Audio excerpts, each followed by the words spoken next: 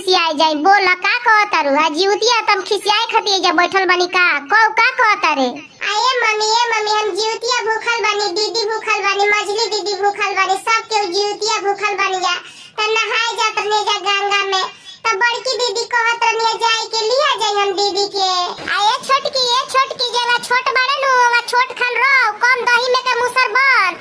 हम बटले बानी, मम्मी बटले बानी, तेही भल बड़े दीदी के ले जाए खाती नहाए खाती।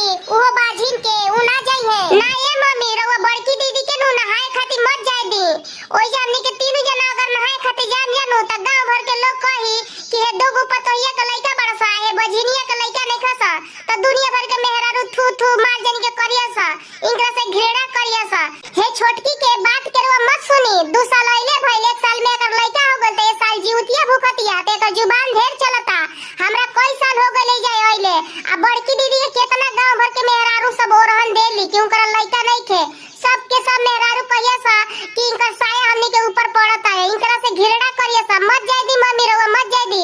हे छोटकी के बात रवा मत सुनी। छोटकी त घूग तान के केनियो खा रही, जौना भी मेहरारू के ओरहन ताना देबे होई नु हमरा के दियासा कि काहे कि तू बाजिन के लेके आइलू नहाए खाती घाट पर। अरे अपना में तोहनी के मत लड़स रे। हम एकरा के कहां जाए दे तनी रे, हम त जा ही ना देम। हमरो के लोग बहुत कहेला, गांव भर के मेहरारू हमरा के कहेली स कि एगो बाजिन पतोई के इया खुला छोड़ देती या।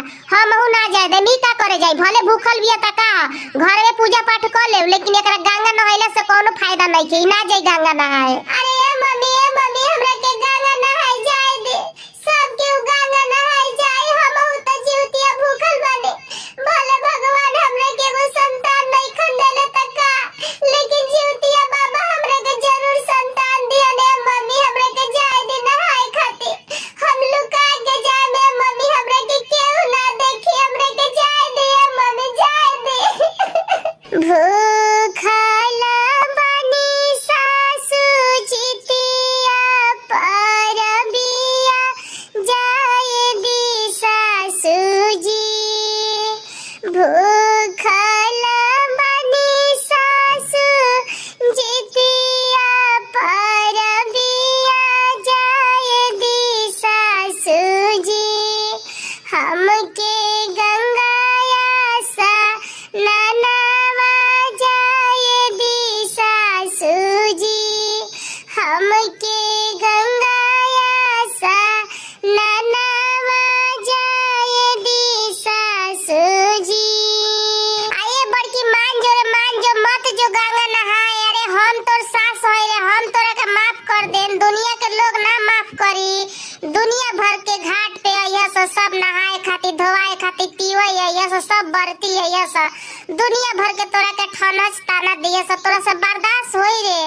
अरे मत जो काहे नहीं के बतिया मान जा। काहे ला जइबू बाझिने गंगाया सा ननवा, घटिया के तीवाई। काहे ला जइबू बाहु गंगाया सा ननवा, घटिया के बरती। दीहे तो है ओ रहनवा, घटिया के तीवाई। दीहे